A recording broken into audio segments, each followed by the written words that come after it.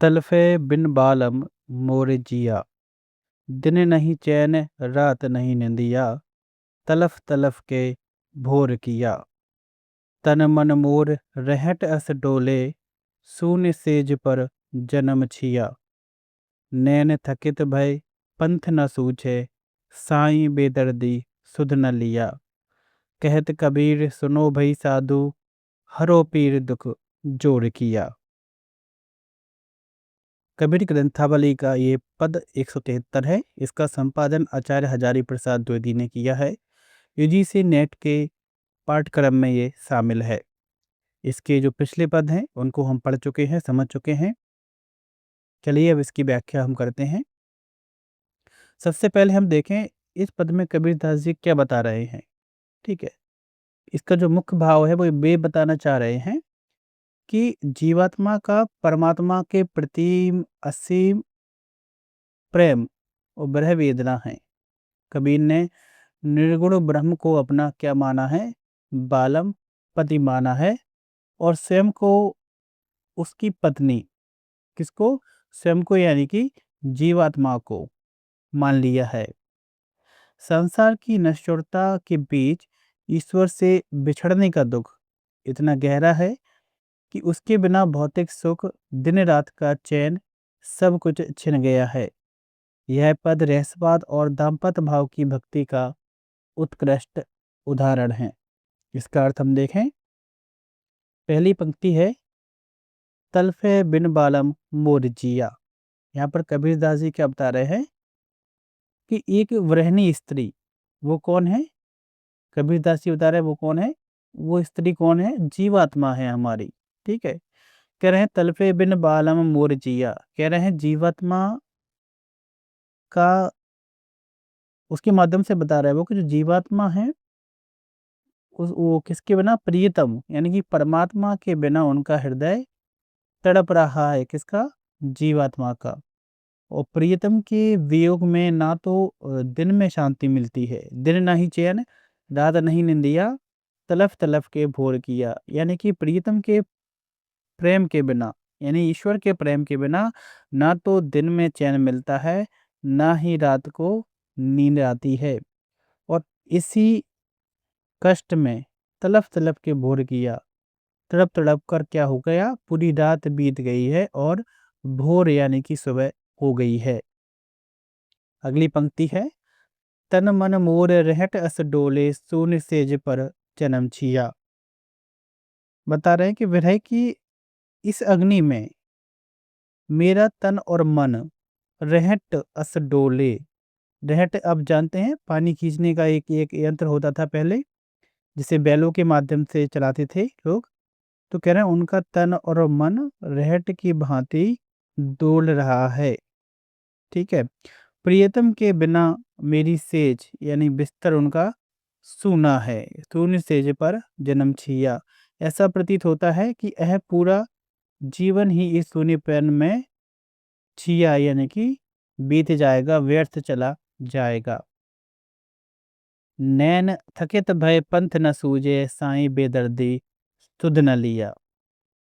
बता रहे हैं प्रियतम के आने का रास्ता देखते देखते, यानी ईश्वर का रास्ता देखते देखते मेरी आंखें पूरी तरह थक गई हैं। नैन थकित भय पंथ न सूझे, लेकिन कोई भी मार्ग नहीं सूझ रहा है। साईं बेदर्दी सुध न लिया, लेकिन मेरे वह निर्दयी प्रियतम यानी कि ईश्वर मेरी कोई शुद्ध खबर नहीं ले रहे हैं। कहत कबीर सुनो भई साधो, हरो पीर दुख चोर किया। और अंत में कबीरदास जी कहते हैं हे साधु, हे भाइयों सुनो, अब यह ब्रह का दुख अत्यंत प्रबल, ठीक है, पीर दुख जोर किया, अत्यंत प्रबल तीव्र हो गया है। कृपया मेरी इस पीड़ा को दूर करो, अर्थात ईश्वर से मिलन का मार्ग प्रशस्त करो।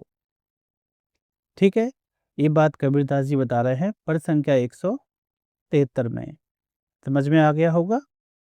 अगला पद देखें हम 174। थोड़ा बड़ा पद है ये, एक बार पहले इसको पढ़ लें। अविनाशी दूल्हा कब मिले हो, भक्तन के रसपाल, जल उपजल जल ही से नेहा रटत प्यास प्यास। मैं ठाड़ी बिरहन मग जोऊं प्रियतम तुमरी आस। छोड़े गेह नहीं लगी तुम सोए भई चरणन लवलीन। ताला बेल होत घर भीतर जैसे जल बिन मीन। दिवस न भूख रैन नहीं निद्रा घर अंगना न सुहाए। सेजरिया बैरिन भई हमको जागत रैन बिहाय। हम तो तुमरी दासी सजना तुम हमरे भरतार। दीन दयाल दया कर आओ समरथ सृजनहार। के हम प्राण तजत दे प्यारे के अपनी कर लेब।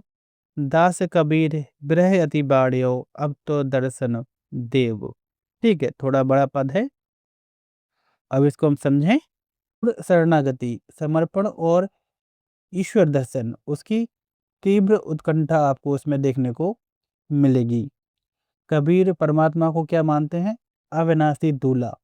ठीक है, ये बताकर वो ये स्पष्ट कर रहे हैं कि जो संसारिक रिश्ते हैं वो कैसे हैं? नश्वर हैं। केवल जो परमात्मा है, ठीक है, उसका संबंध किससे? हमारी आत्मा से कैसा है? शाश्वत है, अविनाशी है, जिसका विनाश ना हो। इसी पद में मछली का जल के बिना तड़पने का उदाहरण दिया है। ठीक है, तो विरह की यानी कि पराकाष्ठा को इसमें बता रहे हैं कबीरदास जी। ठीक है, अब हम देखते हैं पहली पंक्ति, उसका अर्थ देखें। अविनाशी दूल्हा कब मिले हों भक्तन के रछपाल। हे अविनाशी यानी कि कभी ना नष्ट होने वाले, कभी ना नष्ट होने वाले दूल्हा, दूल्हा किसको कहा गया यहाँ पर? परमात्मा को। कभी ना नष्ट होने वाले दूल्हा यानी कि परमात्मा, और भक्तों के रक्षक, भक्तन के रक्षक यानी कि रक्षपाल। ठीक है, जल उपजल जल ही से नहीं रटत प्यास प्यास। वो क्या बता रहे हैं? इसके माध्यम से अगर देखें तो इसका जो छिपा हुआ अर्थ है वो ये है कि आप मुझे कब दर्शन देंगे। ठीक है, ये यहाँ पर लिखा नहीं है पर इसका तात्पर्य यही है। ठीक है, कब मिले हो, हे अविनाशी दूल्हा आप मुझे कब मिलेंगे, भक्तों के रक्षा करने वाले। जल उपजल जल ही से नेहा रटत प्यास प्यास। कह रहे हैं कि जिस प्रकार पानी में उत्पन्न होने वाले जीव यानी कि जो मछली होती है, उसका प्रेम किससे होता है? जल उपजल जल ही से नेहा, नेहा यानी कि नेह प्रेम। ये जल में जो जीव उपजते हैं उनका नेह प्रेम किससे होता है? जल से ही होता है। ठीक है, फिर भी वो उसी में रहते हुए क्या प्यास प्यास रटता है या चिल्लाता है। तो ऐसी ही स्थिति किसकी? कबीरदास जी की हो गई है। वैसी ही स्थिति उनकी आत्मा की हो गई है। अर्थात ईश्वर का अंश होकर भी उनमें किसकी प्यास है? ईश्वर के दर्शन की प्यास है। ठीक है, कहते हैं ना ईश्वर अंश जीव अविनाशी। ठीक है, तो ईश्वर का जो अंश है वो हर एक जीव में होता है, उसके बावजूद भी वो दर्शन की प्यास करते हैं ईश्वर के। अगली पंक्ति है, मैं ठाड़ी बिरहन मग जोऊं प्रीतम तुमरी आस। ठीक है, कह रहे हैं कि मैं गृहिणी खड़ी होकर आपके आने का रास्ता देख रही हूँ। ठीक है, केवल हे प्रियतम, हे प्रिय, मुझे केवल तुमसे ही आस्था है यानी विश्वास है। छोड़ गेहे नेह लगी तुम सोए भय चरण लवलीन। ताला बेली होत घर भीतर जैसे जल बिन मीन। फिर वो बता रहे हैं कि आपके प्रेम में मैंने क्या कर दिया है कि नहीं लगी तुम सोए, यानी कि मैंने जब से मेरा नेह प्रेम तुमसे हुआ है, लगा है, तब से मैंने अपना गेह यानी कि घर का त्याग कर दिया है। यहाँ पर गेह का मतलब होगा संसार, घर संसार, संसार रूपी जो माया है उसको मैंने छोड़ दिया है। भई चरण लवलीन, और मैं पूरी तरीके से आपके चरणों में लवलीन हो गई हूँ, लीन हो गई हूँ। ये बात कौन कह रहा है? कबीरदास जी की आत्मा। ताला बेली होत घर भीतर, जैसे जल बिन मीन। कह रहे जैसे पानी के बिना मछली तड़पती है, वैसे ही घर के भीतर मेरी आत्मा आपके बिना व्याकुल हो रही है। ताला बेली होत घर भीतर, ठीक है।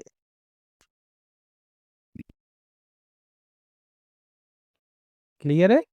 ताला बेली होत घर भीतर, यानी कि जैसे ही घर के भीतर मेरी आत्मा आपके बिना क्या हो रही है, व्याकुल हो रही है, उसी तरह जिस प्रकार जल के बिना, पानी के बिना मीन यानी कि मछली व्याकुल होती है। अगली पंक्ति है, दिवस ना भूख रैन नहीं निद्रा, घर अंगना ना सुहाए।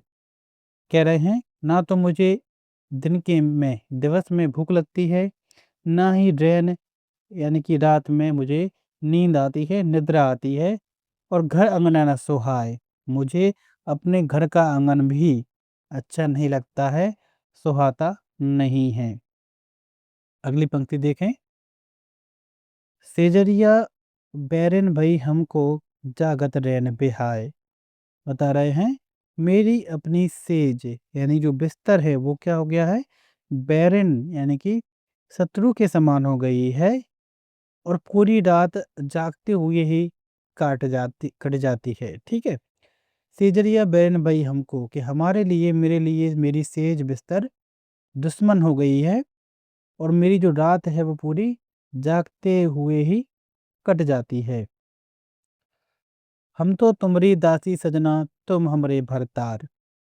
और बता रहे हैं कि हे सजना, हे प्रभु ईश्वर, हम तो केवल तुम्हारी ही दासी हैं, और तुम हमारे कौन हो, भरतार यानी कि पति हो, हमारे स्वामी हो।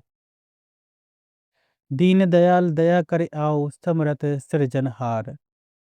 ठीक है, कह रहे हैं हे दीन दयाल यानी कि दीनों पर दया करने वाले, दया करके आओ, दया करके आप आ जाइए। समर्थ सृजनहार, आप तो क्या है, समर्थ सृजनहार यानी कि समर्थ हैं।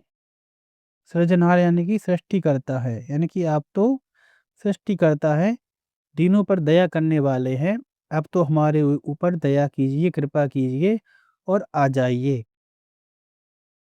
कि हम प्राण तजत दे प्यारे, के अपनी कर लेब। कह रहे हैं या तो हमें आप अपना बना लीजिए, कि अपनी कर लेब, नहीं तो हम अपने प्राणों को त्याग देंगे। यानी कि या तो आप आकर हमें अपने दर्शन दीजिए, या फिर मैं अपने प्राण त्याग दूंगी। दास कबीर बिरह अति बाड़ियो, अब तो दर्शन देव। और कबीरदास जी बता रहे हैं कि हे प्रभु, आपके इस दास के अंदर विरह बहुत ही ज़्यादा बढ़ गया है, अब तो आकर दर्शन दे दीजिए। यानी कि आत्मा से परमात्मा का मिलन हो जाए, इस प्रकार वो ईश्वर से विनती कर रहे हैं कबीरदास जी। ठीक है, तो ये हमारा पद संख्या 174 हो गया। बाकी के पद हम बाद में देखेंगे। अगर और भी कोई डाउट है, कोई भी ऐसा शब्द जिसका अर्थ समझ में नहीं आया हो, ध्यान रखें कबीरदास जी के जितने भी पद हैं उसमें शब्द का अर्थ अगर आप देखेंगे, ठीक है, शाब्दिक अर्थ तो कहीं और कुछ होगा, जो होता है आप समझेंगे, लेकिन उसका जो अंदर का अर्थ है, भावार्थ है, वो कुछ और होता है। और परीक्षा में यही पूछते हैं कि यहाँ पर पूछ लेंगे कि दूल्हा का मतलब क्या है, ठीक है। तो दूल्हा का मतलब क्या है, ईश्वर और परमात्मा। वो 2 लाइन दे देगा, 1 लाइन, और वो आपसे पूछ लेगा, ठीक है। ब्रह्मणी किसको कहा गया है, आत्मा को कहा गया है, या प्रीतम किसको कहा गया है, ये भी ईश्वर को कहा गया है। गेह किसको कहा गया है, संसार को गेह या घर कहा गया है, ठीक है। तो इस तरीके की चीज़ें परीक्षा में वो पूछ लेते हैं, ठीक है। ये तो आप समझ जाएँगे, बालम का मतलब वही होगा, परमात्मा, ईश्वर, ठीक है। किसका जिया तड़प रहा है, आत्मा का, ठीक है। तो क्लियर है, इसी तरीके से हमें चीज़ों को पढ़ना है और समझना है। धन्यवाद।